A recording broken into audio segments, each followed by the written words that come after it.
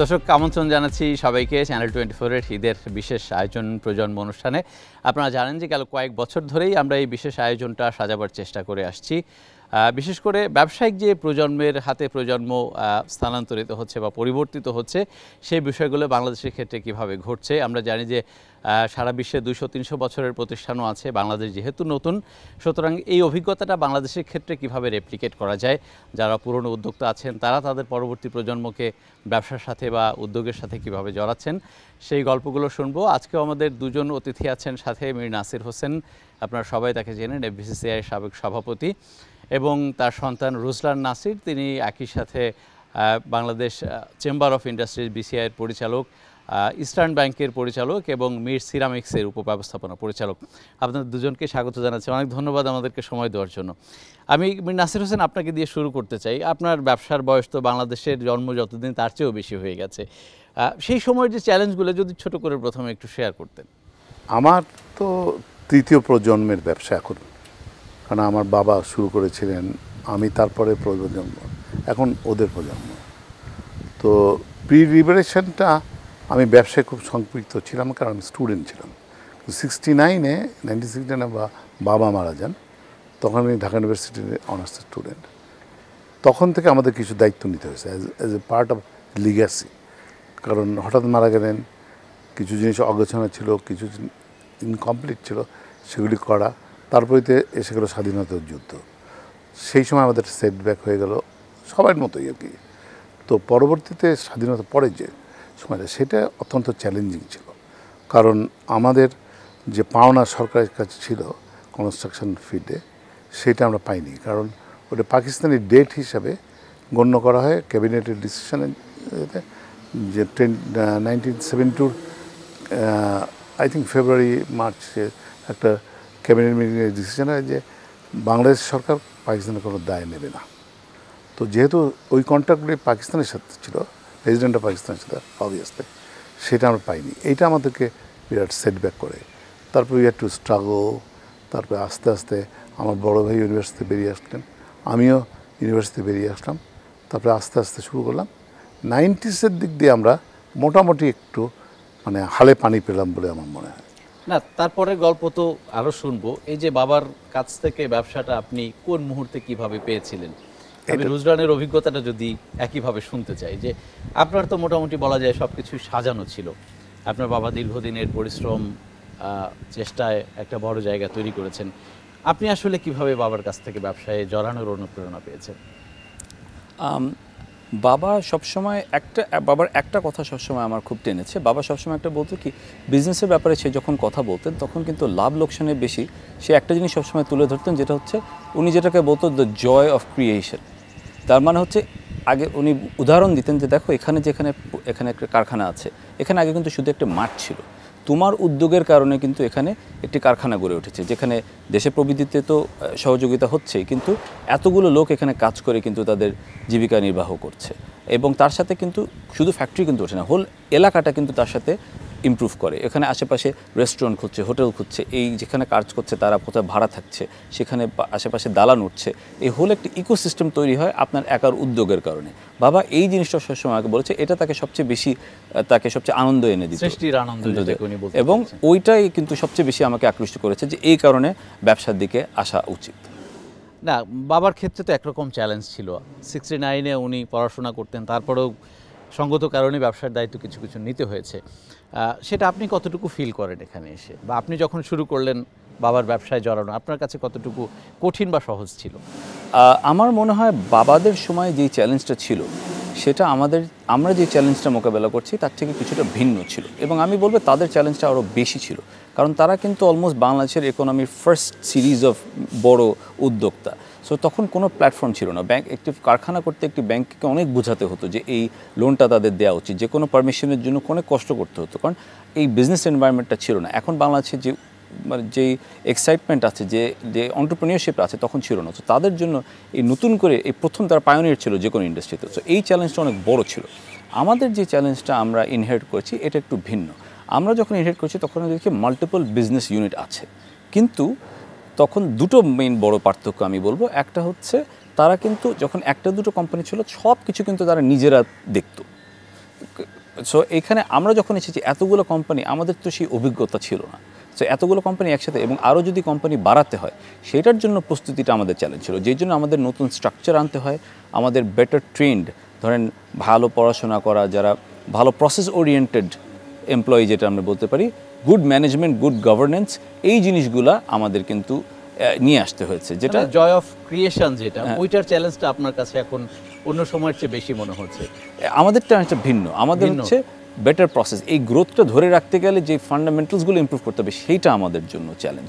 এবং আরেকটা চ্যালেঞ্জ হচ্ছে তখন তো পণ্য ইন্ডাস্ট্রিতে অল্প কিছু কম্পিটিটর ছিল, এখন কিন্তু সবাই অনেক বড় বড় গ্রুপ, তারা সবাই ডাইভার্স করেছে, প্রত্যেকটি ইন্ডাস্ট্রিতে কিন্তু কম্পিটিশন অনেক বেশি। সো এই প্রতিযোগিতার বাজারে টিকে থাকা, সো ওনাদের চ্যালেঞ্জ ছিল জিরো থেকে একেবারে নতুন কিছু ক্রিয়েট করা, আমাদের চ্যালেঞ্জ হচ্ছে এত প্রতিযোগিতার বাজারে টিকে থাকা এবং এই ধারাবাহিকতা ধরে রাখা। তো এটা হচ্ছে আমাদের চ্যালেঞ্জ। আবারও একটু আপনার বাবার কাছে যাব, যে আপনাদের যে ব্যবসার ধরন, কনস্ট্রাকশন, স্বাধীনতার পর বাংলাদেশের যে অবস্থা, সেখানে আসলে কনস্ট্রাকশনের ব্যবসা করে টিকে থাকা, তার উপরে সেটা আবার এক্সপ্যান্ড করা অনেক বেশি চ্যালেঞ্জিং ছিল।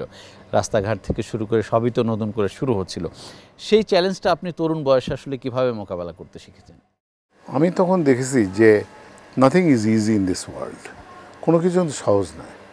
আর ইনফ্রাস্ট্রাকচার সেক্টরটা বাংলাদেশের একটা অত্যন্ত ইম্পর্ট্যান্ট সেক্টর হয়ে দাঁড়াবে, কারণ ইকোনমিক ডেভেলপমেন্টের জন্য ইনফ্রাস্ট্রাকচার অত্যন্ত প্রয়োজনীয়।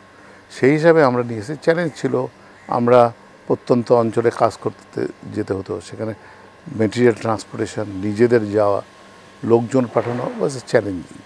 কিন্তু অ্যাজ এ বাংলাদেশি সবার যেটা রেজিলেন্স, মানে বাংলাদেশ কিন্তু প্রত্যেকটা এন্টারপ্রেনিউর যে দেখেন, তারা কিন্তু কেউ শূন্য থেকে, কেউ হয়তো অল্প পুঁজি নিয়ে বা ইনহেরিট করে এসছে, কিন্তু তাদের উদ্যমটা, সাহসটা মোকাবেলা করার জন্য, মানে অসুবিধা মোকাবেলা, এই জিনিসটা ইনহেরেন্ট। এটা আমি না, আপনি দেখবেন যে ফার্স্ট জেনারেশন যারা, তাদের প্রতি সবচেয়ে বেশি ওরা যেটা বললো যে তারা তৈরি করা জিনিসটাকে ধরে রাখা যায় কীভাবে, কারণ ধরে রাখার কিন্তু একটা বড় চ্যালেঞ্জ, কম্পিটিশনের বাজারে টিকে থাকা, তারপরে তার থেকে উত্তরণ ঘটানো। তো আমাদের সময় তো সেটা ছিল না, আমাদেরও ছিল we had to create lot of things. আমরা যেমন এক সময় ইন্ডিয়া থেকে পাথর আনতে গেলাম, তো আপনার ইয়েতে নর্থ বেঙ্গলে কোনো বন্ডেড ওয়্যার হাউস ছিল না, কোনো কিছু ছিল না, এগুলো আমাদের উদ্যোগ নিয়ে করতে হয়েছে, রুটটা বের করতে হয়েছে। তারপরে এনবিআরে অনেক রুলস আমাদের চেঞ্জ করতে হয়েছে, যেমন ডিউটি ব্যাকে ইকুইপমেন্ট আনা, আমাদের ফরেন পার্টনারদের যে ইকুইপমেন্ট আসে সেগুলি তারা এসে কাজ করে নিয়ে যাবে, এটার কোনো প্রভিশন ছিল না। না, আপনার ব্যবসায় জড়ানো কি আসলে, আপনি যখন ছাত্র ছিলেন, বাবা ব্যবসায়ী ছিলেন, আপনিও ব্যবসা করবেন এরকম কোনো পরিকল্পনা ছিল, নাকি বাবা মারা যাওয়ার পরে ওই দায়িত্বটা কাঁধে পড়ে গেল, এরপর নিজেকে এগিয়ে না, নিয়ে যাওয়া? আমার একটু মিক্সড ইয়ে ছিল, কারণ আমি একাডেমিক ইয়েতে আমার একটা জোর ছিল, তো সেইটা ভালো রেজাল্ট ছিল তো করার ইচ্ছে ছিল। কিন্তু 69-এ আব্বা মারা যাওয়ার পরে আমরা দুই ভাই তখন স্টুডেন্ট, আমার বড় ভাই ফাইনাল ইয়ারে আপনার ইঞ্জিনিয়ারিংয়ে, আমি সেকেন্ড ইয়ার অনার্স স্টুডেন্ট।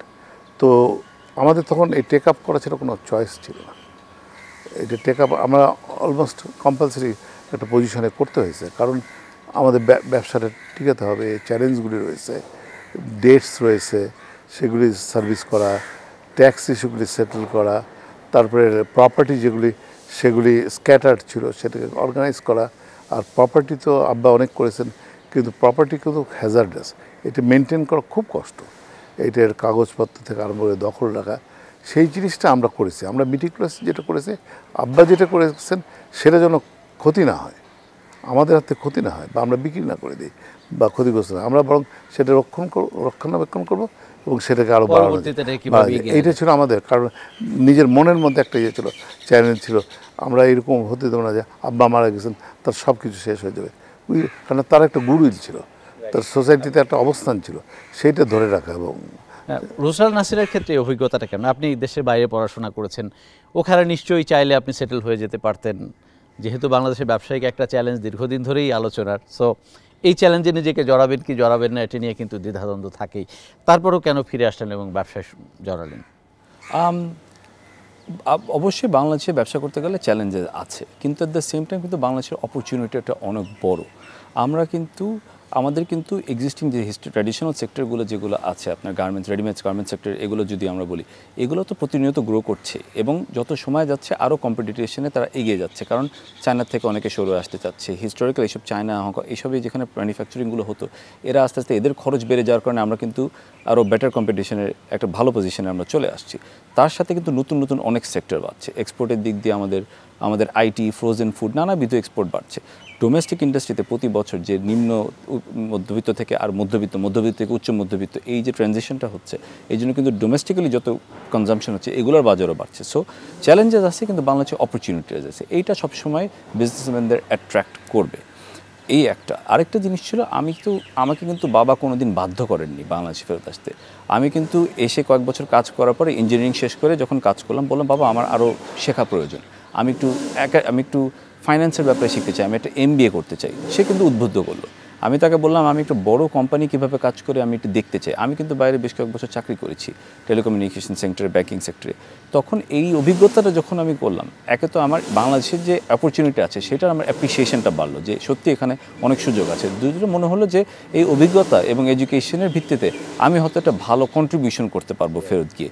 এই দুটো কারণে মূল আমি মনে করলাম যে না, বাংলাদেশে আসাটাই আমার জন্য হয়তো বেস্ট ডিসিশন হবে। রাইট। নাসির হোসেন, আপনি বলছিলেন যে 90 দশকের পর আপনি একটু চ্যালেঞ্জগুলোকে আস্তে আস্তে সহজ হতে শুরু করেছে বলে মনে করছিলেন। না, 90 টার্নিং পয়েন্টটা কি ছিল আসলে? অ্যাকচুয়ালি 90 থেকে হোল ওয়ার্ল্ডে কিন্তু একটা, বিশেষ করে এশিয়ান জোনে একটা বিরাট চেঞ্জ এসছে।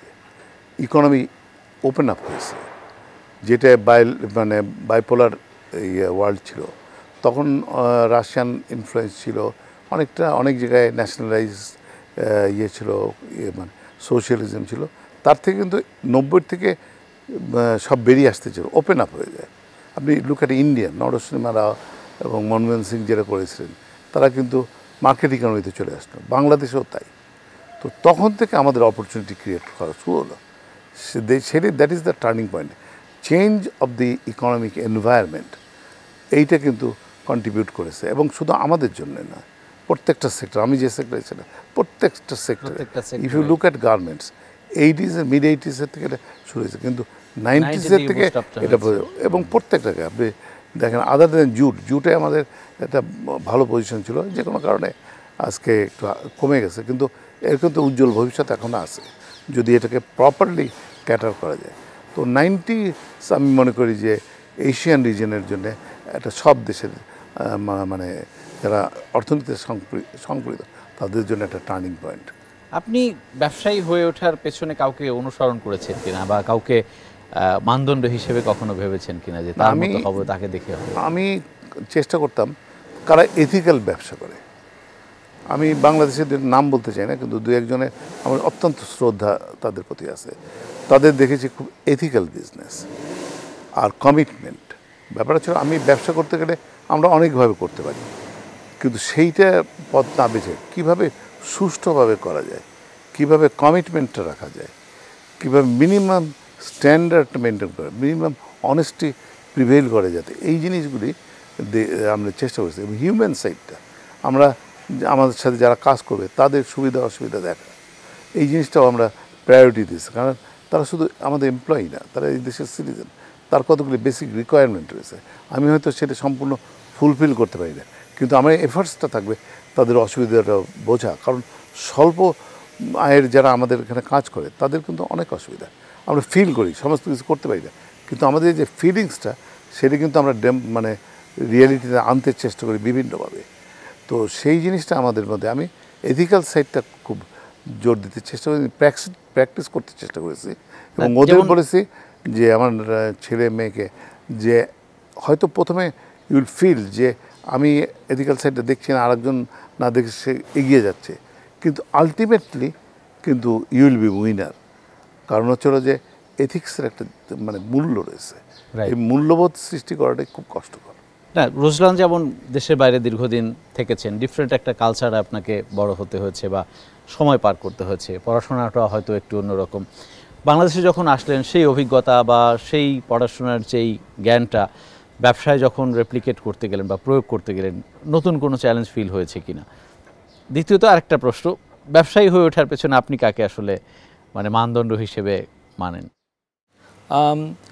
আমি যখন বাইরে থেকে আসলাম একটা জিনিস, যেহেতু আমার বাংলাদেশে কাজ করার অভিজ্ঞতা ছিল, একটা জিনিস আমি খুব আগে বলেছি যে এক্স্যাক্ট ওখানের যে যত ভালোই সিস্টেম হোক এক্স্যাক্ট এখানে কাজ করতে হবে না, এটা লোকালি কিছুটা অ্যাডাপ্ট করে নিতে হবে। আমি যেটা চেষ্টা করেছি, আমি যে ভালো কালচারগুলো দেখেছি সেটা এখানে নিয়ে আসছি, যে সুন্দর ডিসিপ্লিনের মতো কাজ করা, প্রত্যেকজনের কাজের দায়িত্ব সুন্দর মতো তাকে বুঝিয়ে দেওয়া এবং তাকে খুব ক্লিয়ারলি বোঝানো কি ভালো পারফরমেন্স মনে আমরা এটা মনে করি, খারাপ মনে আমরা এটা মনে করি, এবং তার সাথে মানুষের সাথে তাদের ডেভেলপমেন্টে কাজ করা, যে তুমি এই গত পর্যন্ত তোমার নলেজ এইটুক ছিল, আমি চাই যে আগামী বছর তুমি আরেকটু শেখো, আরেকটু উন্নত করো। সো এখানে এইটা প্রতিদিন বোঝাতে হয়তো অল্প কিছুদিন সময় লেগেছে, কিন্তু আমার মনে হয় সবাই অ্যাপ্রিসিয়েট করে যখন তাদের মালিক পক্ষ একটি ইন্টারেস্ট নেয়, তার খালি শুধুমাত্র তার কাজের জন্য না, এই ইন্ডিভিজুয়ালটা যখন ইন্টারেস্ট নেয়, তার হিউম্যান ডেভেলপমেন্টে যখন ইন্টারেস্ট নেয়, তার ওয়েলবিংয়ে যখন ইন্টারেস্টটা নেই, তখন কিন্তু তারা উদ্বুদ্ধ হয়। সো এটার রেসপন্স ভালো ছিল, যদিও ইনিশিয়ালি কিছু বোঝাতে চ্যালেঞ্জ ছিল। এবং আমার মনে হয় ব্যবসায়িক যদি আমি এটা মানে ওনার সামনেই বলি, it is my father, because কারণ হচ্ছে আমরা অবশ্যই অনেক বড় বড় ইনভেস্টর আছে, আমরা অনেক কিছু দেখি, ethical unethical, tech sector, manufacturing sector দেখি, কিন্তু আমি সবচেয়ে বেশি ক্লোজলি কিন্তু দেখার সুযোগ হয়েছে বাবাকে। সো আমি দেখতে পেরেছি যে কীভাবে আমার যতটুকুই সাকসেস আছে, ওনার যে কিছু ফান্ডামেন্টাল আছে, আমি ওনাকে দেখেছি ছোটোবেলা থেকে, কিন্তু আমি অনেকদিন ওনাকে দেখতাম না, কারণ এই কনস্ট্রাকশন সাইট থেকে আরেক কনস্ট্রাকশন সাইটে যেতাম। কিন্তু উনি মানে আমাদের শিখিয়েছে যে কোনো কিছু ইজি আসে না। উনি আমাদের কোনোদিন বলে না যে তোমাকে অনেক খাটতে হবে, উনি দেখিয়েছেন যেরকম করতে হবে। আমি দেখেছি যখন মিটিংয়ে সবাই চাপ দিচ্ছে যে স্যার অন্যরা কম দামে দিচ্ছে, আপনি কিছু কস্ট কাট করেন, হয়তো কিছু মানুষের অসুবিধা হবে, কিন্তু উনি ওই এথিক্যাল পয়েন্টে যেছে যে না, শর্ট টার্মে তোমার কষ্ট হবে, তুমি কাস্টমারকে বোঝাও যে আমি এভাবে এথিক্যাল কোম্পানি এভাবে কাজ করি, এই জন্য একটু খরচ বেশি হয়, আপনারা আমাদের সহযোগিতা করেন, লং টার্মে তুমি ভালো থাকবে। সো এই জিনিসগুলো যে মানে আমাদের এথিক্স এবং প্র্যাগম্যাটিজম, বাস্তবের সাথে আপনার ইন্সপিরেশন, এইগুলো যে সমন্বয় করে কাজ করা, এটা আমি সবচেয়ে বেশি ওনার কাছ থেকে দেখেছি, ওনার এক্সাম্পল। এই জন্য আমি বলবো যে বাবাই আমার। ছেলের হাতে ব্যবসা ছেড়ে দিয়ে বা আস্তে আস্তে ব্যবসা, যে আপনি কতটুকু নির্ভর? আমি অত্যন্ত নির্ভর। কারণ হচ্ছিল যে আমি একটা জিনিস ওকে বলেছি ডে ওয়ান থেকে, যখন সে দায়িত্ব নিল, আমি ওকে বললাম যে you are independent to take all the decisions, এখানে আমি ইন্টারফেয়ার করবো না। হোয়াট উইল হ্যাপেন, তুমি হয়তো ভুল করতে পারো, but you will learn from the mistakes. এবং আমি ওর কাজে, ওর দায়িত্ব নেওয়ার পরে থেকে ও বলতে পারে আমার সামনে যে আমি কোনো কিছু ইন্টারফেয়ার করিনি। ও যখন আমার কাছে কোনো অ্যাডভাইস চেয়েছে, আমার যেটা ভালো মনে হয়েছে সেটা বলেছি। দু একটা হয়তো অনেকটাই সে শুনেছে, দু একটা হয়তো শোনেই, না শুনে যদি ভুলও করে থাকে ডিপেন্ডেন্ট হয়েছে, কিন্তু ফ্রিডমটা দিয়েছি, ওয়ার্কের ফ্রিডম একদম পুরো ডিসিশন মেকিংয়ে। এই জিনিসটা মনে হয় ও টেক আপ করতে, এবং আজকে যে যতটুকু আমি মনে করি যতটুকু আমার যে জায়গাটা আমি ছেড়ে এসেছি তার থেকেও সেখানে ভালো করেছে। Structurally, discipline, modern concept of management, এইগুলি ইমপ্লিমেন্ট করতে পেরেছে। টেকনোলজির সাপোর্ট, কারণ আমরা তো যে যুগ থেকে এসেছি এইগুলি আমাদের অভাব ছিল। ওরা যে এডুকেশন নিয়ে আসছে, বাইরে যে কালচার, যেমন ও বিগেস্ট ব্যাঙ্ক অফ কানাডাতে, রয়্যাল ব্যাঙ্ক অফ কানাডাতে চাকরি করেছে, ভালো পজিশনে, আইটিতে ছিল, ওখানে পড়াশোনা করেছে, MBA পড়েছে, আপনার গ্র্যাজুয়েশন করেছে ইঞ্জিনিয়ারিংয়ে। তো এই স্কোপটা তো আমাদের তখন ছিল না। তারপরে আইটির যুগে আমরা খুব নবাগত, এবং আমাদের যে এইজ ইজ এ ব্যারিয়ার, আমরা যতখানি অ্যাডাপ্ট করতে চাই ততক্ষণ পাই না। ওরা যেটা পারে, কারণ ওরা গ্রুম করেছে একদম বেসিক থেকে, আমরা মধ্যেখানে এসে এটা অ্যাডাপ্ট করার চেষ্টা করছি। We have got short Cummins. তো সেই জায়গাটায় ওরা কিন্তু ভালো করছে, এবং অ্যানালাইটিক্যাল দিকটা অনেকটা ওদের ভালো আমাদের থেকে। কারণ হচ্ছে আমরা থাম রুলে ব্যবসা করেছি, আমরা চিন্তা করেছি যে এটা হয়তো ভালো হবে, বা মনে করে নিয়েছি যে ভালো হবে, জাম দিয়েছি, হয়তো দুটো জাম্পে সাকসেসফুল হয়েছে, একটা হয়নি, কিন্তু ওরা জাম্প দেওয়ার আগে থরো ক্যালকুলেশন করে, এবং সেই জিনিসটা কিন্তু সাকসেস রেটিওটা স্বাভাবিকভাবেই বেশি। রোজনানের কাছে আমার একটা জানবার বিষয় আছে যে মীরের তো এখন ব্যবসায়িক কার্যক্রম নানাভাবে বিস্তৃত, এবং এমন এমন জায়গায় আপনারা ব্যবসা করেন, হয়তো অনেক মানুষের কর্মসংস্থান হয়, কিন্তু আমরা লেবার ইন্টেন্সিভ যেটাকে বলি সেই দিক দিয়ে আপনারা হয়তো অতটা জাননি, লাইক গার্মেন্টস, লেদার, ওর যেখানে অনেক মানুষের কর্মসংস্থান। সো এই যে এথিক্যাল বিজনেস আর মানুষকে ভালো রাখা, মানুষের উপকার করা, এইসব ব্যবসা থেকে এই সুযোগ কতটুকু আছে? আমরা মানুষের নতুন কাজের ব্যবস্থা করছি। আমাদের সেক্টরগুলো দেখেন, সিরামিক সেক্টর দেখেন, টেলকো, IT সেক্টর দেখেন, এই সেক্টরগুলো কিন্তু একটু এডুকেটেড, একটু একটু বেটার ট্রেন, হাই এন্ডের মানুষের এমপ্লয়মেন্ট বেশি। আমি মনে করি যে গোয়িং ফরওয়ার্ড এটাই কিন্তু বাংলাদেশের সবচেয়ে বেশি প্রয়োজন হবে। কারণ আপনি যদি দেখেন, আপনি 90-এর দশকের কথা যদি চিন্তা করেন, তখন কিন্তু এমপ্লয়মেন্ট রেট কম ছিল, মানুষের টেকনিক্যাল স্কিলও কম ছিল। তখন এই যে গার্মেন্টস সেক্টর এবং এখানে যারা মিনিমাম ওয়েজে তারা চাকরি করতে পেরেছে, এটা তাদের জন্য একটা বড় একটা বুন ছিল যে তারা এই যে নিজেদের কর্ম নির্বাহ করতে পারছে, এটাই তাদের জন্য একটা বড় প্রাপ্য ছিল। কিন্তু এখন তাদের যারা নেক্সট জেনারেশন এখন আসছে, তারা কিন্তু বেটার এডুকেটেড, তারা কিন্তু স্কুলে গিয়েছে, পড়ালেখা করেছে, অনেকে প্রাইভেট ইউনিভার্সিটির সংখ্যা বেড়েছে, তারা কিন্তু অনেকে এখান থেকে পড়াশোনা করে বেড়েছে। তারা কিন্তু এখন ওই মিনিমাম ওয়েজের চাকরিতে কিন্তু তারা যাওয়ার কোনো তাদের আগ্রহ নেই। তারা বেটার এডুকেটেড, তারা স্মার্ট মডার্ন, তারা কিন্তু এই নেক্সট জেনারেশনের কাজগুলোই যায়। এবং সেই জন্য আমরা যে এখানে ইনভেস্ট করছি, আমি মনে করি ভবিষ্যতে বাংলাদেশের যে চ্যালেঞ্জ, এটা মোকাবেলা এবং কর্মসংস্থানের যেরকম প্রয়োজন হবে, এটার জন্য এটাই সঠিক ম্যাচিং।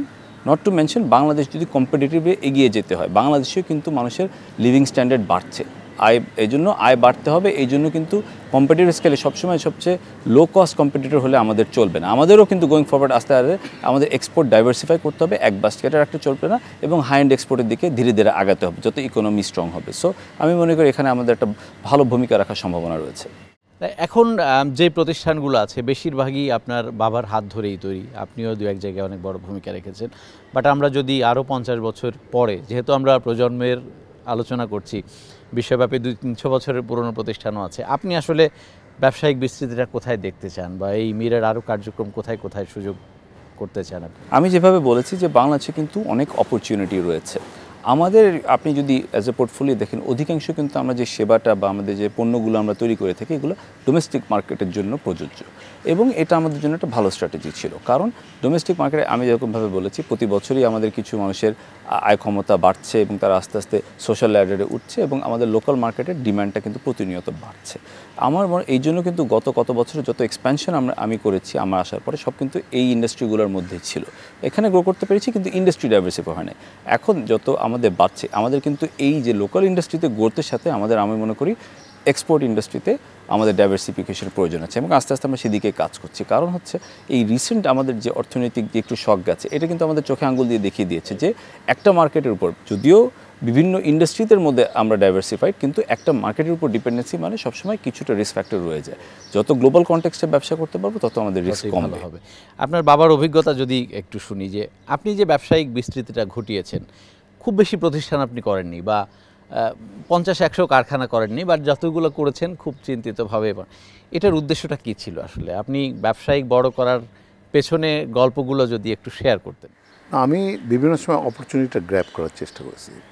যেমন ধরুন কনস্ট্রাকশনের যে অপরচুনিটি ছিল, হঠাৎ করে টেলিকম এলো, টেলিকমের অপরচুনিটি আমরা নিলাম।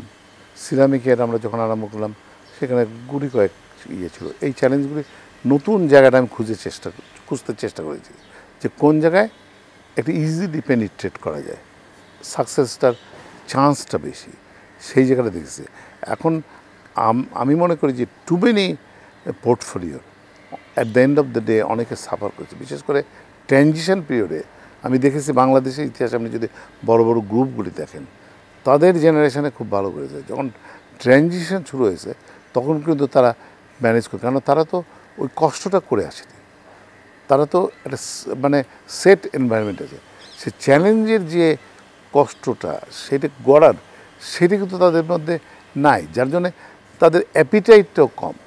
এই যে না আপনি টু মেনি করবেন, কিন্তু দেখা যাবে নেক্সট জেনারেশনে মুখ থুবড়ে পড়বে। আমি বাংলাদেশের বেশ কয়েকটা গ্রুপের কথা বলতে পারি, যে তারা কিন্তু নেক্সট জেনারেশন ট্রানজিশন যখন শুরু হয়েছে, তখন থেকেই তারা কিন্তু ডাউনফল। এই মুহূর্তে বাংলাদেশের ব্যবসায়িক চ্যালেঞ্জটা কী, এবং সেটা যদি আমি স্পেশালি নতুন প্রজন্মের জন্য চ্যালেঞ্জ বলি, কারণ আপনি এমন কিছু চ্যালেঞ্জ মোকাবেলা করে আসছেন, হয়তো এখনকার সেই বিষয়গুলো আপনার কাছে কিছুই মনে হবে না, বা যারা নতুন তাদের কাছে অনেক বড় বিষয়। আমাদের চ্যালেঞ্জ হচ্ছিল যে আমাদের সম্পর্কটা কাদের সাথে, আমাদের রেগুলেটর কারা, আমাদের বিভিন্ন রেগুলেটরকে ফেস করতে হয়। পাবলিক লিস্টেড কোম্পানি হিসাবে আমাদের এসএসসি, টিএসসি, সিএসসি, মানে they are not regulator, but SSC is the regulator, NBR is our regulator, তো আমাদের BTRC is a regulator in telecom. তো রেগুলেটরের পয়েন্টে আমরা দেখেছি যে আমরা বৃহত্তরভাবে দেখেছি, শুধু আমার আজকের দিনে না, আমি যখন ফেডারেশন প্রেসিডেন্ট ছিলাম তারপরে থেকে, মানে যেটা হয় মাইন্ডসেটটা একটা পরিবর্তন দরকার। আমরা যে এত কষ্ট করে একটা ইকোনমিতে অবদান রাখছি, এমপ্লয়মেন্ট মেজরিটি করছি, আজকের যত আপনি দেখেন যে আপনার রেভিনিউ জেনারেশন থেকে আরম্ভ করে হোয়াট এভার বাংলাদেশের জিডিপি যেটা হয়েছে সেটা কন্ট্রিবিউশন লায়ন্সের প্রাইভেট সেক্টরে, কিন্তু তারা কিন্তু মূল্যায়িত হচ্ছে না। তারা বিভিন্ন সময় বরং বিভিন্ন সমালোচনা পড়ছে, কারণ জেনারেলাইজ করা হচ্ছে।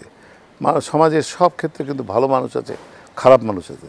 খারাপ মানুষের দিয়ে সবাইকে বিচার করা ঠিক হবে না, সেখানে আমাদের কথা শুনতে হবে। সেই জায়গাটা আমরা কিন্তু একটা চ্যালেঞ্জ ফেস করি, যেটা ওরাও করবে। আমরা হয়তো আমাদের একটা পার্সোনাল ইনফ্লুয়েন্স গ্রো করেছিল, ইন্টারাকশান আমরা ইজিলি করতে পারতাম, সেই অ্যাডভান্টেজটা কিন্তু ওদের নেই, ওদেরকে ক্রিয়েট করতে হবে। সেই জায়গাটা আমি মনে করি যে একটা বড় চ্যালেঞ্জ হয়ে ওদের জন্য দাঁড়াবে। এখন দুজনের কাছে আমার প্রশ্নটা যে ব্যাংক ব্যবস্থা নিয়ে অনেক কথা হচ্ছে, আপনারা দুজনেই ব্যাংকের সাথে সরাসরি জড়িত মালিক হিসেবে, তো এখানে রুজলানের অভিজ্ঞতাটা কি আসলে, যে আমরা যদি ভেতরে এবং বাইরের চিন্তাভাবনাটা বা চিত্রটা দেখি, এই খাতটা আসলে কতটুকু আমাদের ইকোনমিকে চ্যালেঞ্জিং করে তুলছে বা এটা সংস্কারটা কতটা জরুরি? ব্যাংকিং সেক্টর যে কোনো দেশের ইকোনমির একটি খুব গুরুত্বপূর্ণ ভাগ। ব্যাংকিং সেক্টর হেলদি রাখা ইকোনমি হেলদি রাখার জন্য অত্যন্ত জরুরি। সো ব্যাংকিং সেক্টরে অবশ্যই এখন আমাদের একটা সংকটের মধ্যে দিয়ে যাচ্ছি, বেশ কিছু ব্যাংকের পারফরমেন্স আশানুরূপ নয়। সো এখানে অবভিয়াসলি আমার মনে হয় একটা পরিবর্তন প্রয়োজন আছে, যেটা বিভিন্নভাবে বিভিন্ন সাজেশনে আস্তে আস্তে আসছে, কিন্তু ট্রান্সপারেন্সি বৃদ্ধি করতে হবে এবং দক্ষতা বৃদ্ধি করতে হবে ইন দ্য সেন্স যে, কারণ এটা কিন্তু পিওর সায়েন্স না, ব্যাংকিং কিন্তু পার্ট আর্ট পার্ট সায়েন্স। ক্রেডিটের ব্যাপারে কিন্তু আপনার যতখানি তার বিজনেস ফান্ডামেন্টালস দেখতে হয়, ততখানি কাস্টমারের পাস্ট রেকর্ড এবং তাদের হ্যাবিট এবং তাদের এগুলোও দেখতে হয়। সো এখানে কিন্তু দক্ষতা বাড়ানোর অনেক সুযোগ আছে, যাতে ইভ্যালুয়েশনগুলো সঠিক মতো সক্ষতার better process, better IT implement করে রেকর্ড কিপিং থেকে শুরু করে ইভ্যালুয়েশন প্রসেস অনেক উন্নতি করার সুযোগ আছে, যাতে আমাদের শিখতে হবে যে এই ক্রাইসিসে আমরা কীভাবে এসে পৌঁছলাম এবং কী পদক্ষেপ নিলে যাতে ভবিষ্যতে এই ক্রাইসিসটা না হয়। এইটাই আমি মনে করি সবচেয়ে বেশি জরুরি। নাসির ভাই, আপনার কাছে শেষ প্রশ্ন আমার, যে নতুন প্রজন্মের প্রতি আপনার উপদেশটা কি আসলে? মানে তারা যেহেতু ব্যবসায় জড়াচ্ছে, আরও দীর্ঘদিন ব্যবসা করবে, অনেক বড় করবে, আমরা সেই প্রত্যাশা করি, পরামর্শগুলো কি আসলে? একসাথে ব্যাংকিং সেক্টরের সিচুয়েশন নিয়ে যদি কিছু বলেন। একটা পরামর্শ ছিল যে নাথিং ইজ ইজি, পরিশ্রম করতে হবে এবং তাদের যেটা মেধা দিয়ে, এখনকার কিন্তু বিজনেস বলেন যে মেধার যুগ, টেকনোলজি এবং মেধা, এবং টেকনোলজিটা আসছে মেধার থেকে, সেই জায়গাটা ওদের কাজে লাগাতে হবে। সেই জায়গাটা যদি তারা ঠিকমতো কাজে লাগাতে পারে, তারা সাকসেসফুল হবে। আর আমি সবসময় যেটা বলি, এথিক্যাল পয়েন্টটা কিন্তু তাদের মাথায় রাখতে হবে। শর্ট টার্ম চিন্তা করে চলবে না যে আমি ইজি কুইকার আপনি বড়লোক হবো বা কুইকার আমি রিটার্নটা পাবো, সেটা না চিন্তা করে সাস্টেনেবিলিটিটা ইভ্যালুয়েট করতে হবে, সাস্টেইন করবে কিনা, সেইটা কিন্তু ফোরসাইটনেস তাদের থাকতে হবে। এই শর্ট এটা চিন্তা মাথা থেকে বের করে ফেলতে হবে, পরিশ্রম করতে হবে এবং লং টার্ম প্ল্যানিংটা কী হবে সেটা তাদের কিন্তু আনতে হবে। আর ব্যাংকিং সেক্টরে যেটা বলি, ব্যাংকিং সেক্টরে সুশাসনের অভাবের জন্য আজকে এই অবস্থা এসেছে। আজকে আপনি দেখেছেন যে অনেকগুলি ব্যাংক একটা খারাপ পরিস্থিতি চলে গেছে। বাংলাদেশ ব্যাংক একটা জোন ক্রিয়েট করছে, গ্রিন, ইয়েলো অ্যান্ড রেড। এটা খুব আনফর্চুনেট, কারণ হচ্ছিল যে এই জিনিসটা হওয়ার আগেই অনেক আগে শৃঙ্খলা আনার দরকার ছিল, সেটা না আনাতে আজকে এই পর্যায়ে এসছে। এবং এইটা যেমন ইকোনমির জন্য অসুবিধার সৃষ্টি করছে, তেমনি ব্যাংকিং সেক্টরের জন্য। কারণ আজকে যে অ্যাকুইজিশন মার্জার হচ্ছে, যেগুলি হচ্ছে সেগুলি সিক ব্যাংক, তাদের লায়াবিলিটি নিতে হবে, তাদের পোর্টফোলিও অনেকের ছোটো, কিছু ছোটো, অনেকেরই খুব বড় বড় পোর্টফোলিও আছে। সেইগুলি ম্যানেজ করা কিন্তু যারা টেক ওভার করে তাদের চ্যালেঞ্জ হয়।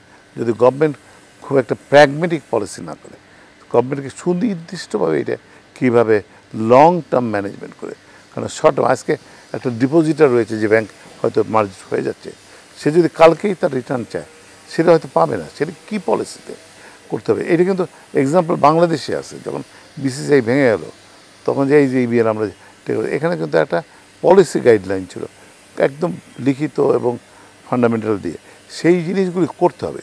ভুল যেটা হয়েছে, কারণ সামনে যাতে নতুন ভুল যাতে না হয় সেই জিনিসটা কিন্তু মাথায় রাখতে হবে। আপনাদের দুজনকে অনেক ধন্যবাদ। আমরা আজকের আয়োজন এখানে শেষ করতে চাই। দর্শকের সাথে শেষ করছি আজকের মতো প্রজন্ম। ভালো থাকবেন সবাই।